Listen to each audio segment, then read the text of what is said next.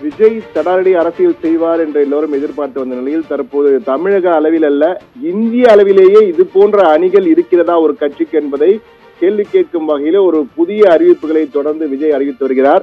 28 அணிகள் இருக்கின்றன என அவர் அறிவித்திருக்கிறார். அதாவது சார்பு அணிகள், ஆக்சிலரி விங், முக்கிய கட்சிக்கு தவிர்த்து அதற்கு உதவியா இருக்கக்கூடிய சார்பு அணிகள். அதாவது நீங்கள் பார்க்கலாம், முதலிருந்து திருப்பியும் அந்த ஸ்கிராலை பார்க்கலாம், நீங்கள் எத்தனை அணிகள் இருக்கிறது என்று. அதாவது முதலிலிருந்து திருப்பியும் பார்க்கலாம். இன்ஃபர்மேஷன் டெக்னாலஜி விங் முதல் அணி, தகவல் தொழில்நுட்ப அணி. இரண்டாவது அட்வொகேட் விங், வழக்கறிஞர் அணி. மீடியா விங், மீடியாவுக்கு முதன்முறையாக அணி உருவாக்கப்பட்டது இந்த கட்சியில் தான். Media wing.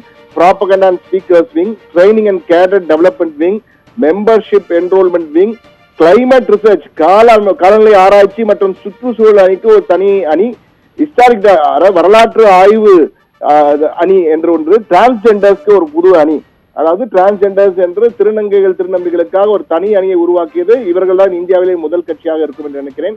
அதே போன்று நீங்கள் பார்த்தீங்கன்னா டிஃபரண்ட் ஏபிள்டு விங், மாற்றுத்திறனாளிகளுக்கான அணி, யூத் விங், இளைஞர் அணி, அது எல்லா கட்சியும் இருக்கிறது. ஸ்டூடெண்ட்ஸ் விங், மாணவர் அணி இருக்கிறது.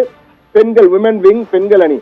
ஆனால் பெண்கள் அணியிலேயே ஒரு மாற்றம் தாவாக்காவில் யங் உமன் விங், இளைய மகளிர், இளம் மகளிர் அணி என்று ஒரு அணி வந்திருக்கிறது.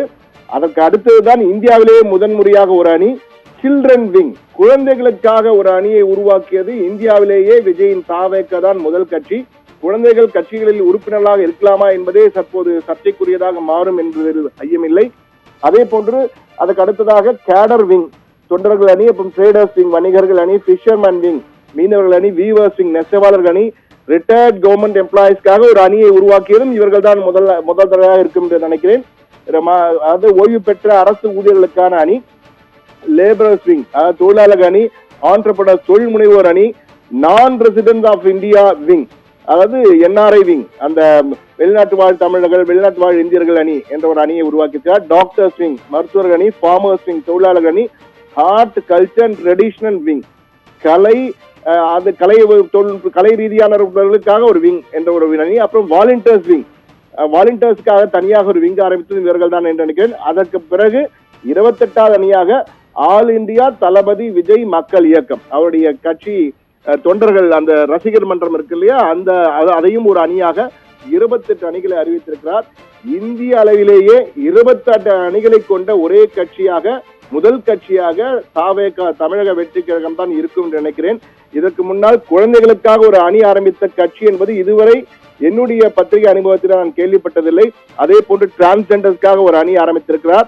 அவர்களுக்கு ஆரம்பித்தவர்கள் அந்த குழந்தைகளுக்கு அணியை எப்படி ஆரம்பிக்கலாம் என்பது நிச்சயமாக வரும் நாட்களில் ஒரு கேள்விக்குறியாக மாறும். இது சார்பு அணி என சொல்லினாலும் குழந்தைகளை அரசியலில் ஈடுபடுத்துவது சரியா என்ற ஒரு கேள்வி நிச்சயமாக அடுத்த நாட்களில் விவாதமாக மாறுவதற்கும் வாய்ப்பு இருக்கிறது.